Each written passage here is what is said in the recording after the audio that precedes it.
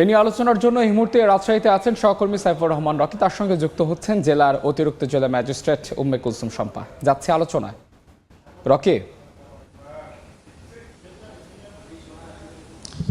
5 August 2024 সালের 5 August রাজনৈতিক পট পরিবর্তনের পর গ্রাম আদালত যে সক্রিয় ছিল সেটি কিন্তু অনেকটাই নিষ্ক্রিয়ভাবে ভাব আমরা দেখতে পাচ্ছি। বেশ কয়েকটি আমরা উপজেলায় ঘুরেছি, সেই উপজেলার ইউনিয়নগুলো পর্যায়ে আমরা গিয়েছি, সেখানে কিন্তু আমরা দেখেছি যে কার্যক্রমগুলো অনেকটাই স্থবির হয়ে পড়েছে। আমরা এই বিষয়ে কথা বলার জন্য যুক্ত হচ্ছি অতিরিক্ত জেলা ম্যাজিস্ট্রেট রাজশাহীর উম্মে কুলসুম শম্পার সঙ্গে। আপনার কাছ থেকে আমরা একটু জানতে চাই যে এই যে স্থবির হয়ে পড়া যে ইউনিয়নগুলো সেগুলোর গ্রাম আদালতকে আরো সক্রিয় করতে আপনারা কি কি উদ্যোগ নিচ্ছেন? ধন্যবাদ। আপনি হয়তো জানেন যে আমাদের রাজশাহীতে প্রায় 72টি ইউনিয়ন রয়েছে এবং সেইখানে গ্রাম আদালত পরিচালিত হচ্ছে। গত 2 বছরের পরিসংখ্যান যদি বলি, আমাদের প্রায় 10,000 মামলা এখানে দায়ের হয়েছে এবং আমরা এখানে 950-এর উপরে প্রায় 900 মামলা আমরা নিষ্পত্তি করেছি। 183 মামলা আমাদের অনিষ্পন্ন রয়েছে গত জুন পর্যন্ত যদি আমরা বলি। এবং আমাদের যে এজলাস যেগুলো আছে, এখানে আপনারা জানেন যে ইউনিয়ন পরিষদের চেয়ারম্যান এই গ্রাম আদালত পরিচালনা করেন এবং সেখানের যে হিসাব সহকারী আছে উনি হচ্ছে পেশকারের দায়িত্ব পালন করেন। আর এভাবে আমাদের গ্রাম আদালত পরিচালিত হচ্ছে।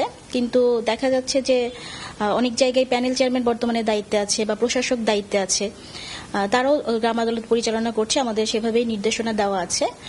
আর আমাদের যে প্রায় 64টা ইউনিয়নে আমাদের এজলাস কিন্তু আছে, এজলাস আছে এবং বাকিগুলিতেও এজলাসের কোনো জায়গায় এজলাসের কার্যক্রম চলছে এবং গত এই 2026 সালেই আমরা 12টি নতুন করে এজলাস তৈরি করেছি, যেটা আমরা বরাদ্দ পেয়েছি এবং সেভাবে করা হয়েছে সরাসরি। এবং আমাদের যে প্রচারণা আমরা করছি, তারপরে আপনি যেটা বললেন যে কোথাও কোথাও দেখেছেন যে স্থবির হয়ে আছে, সেই ব্যাপারে আমরা নির্দেশনা দিয়েছি এবং প্রতিনিয়ত কিন্তু আমরা প্রশিক্ষণ দিচ্ছি।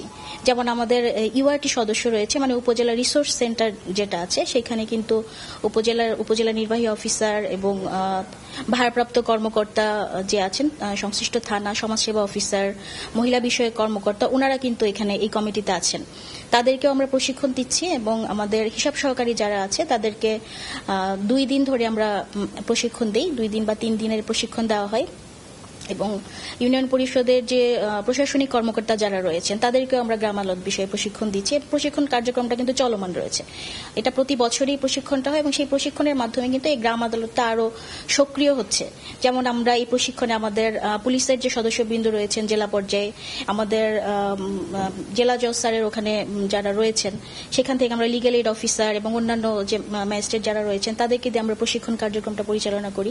ওনারা আমরা দেখেছি যে প্যানেল চেয়ারম্যান হিসেবে যারা আছেন তাদের মধ্যে অনেকেই কিন্তু গ্রাম আদালত সম্পর্কে খুব বেশি ভালো কিছু জানেন না।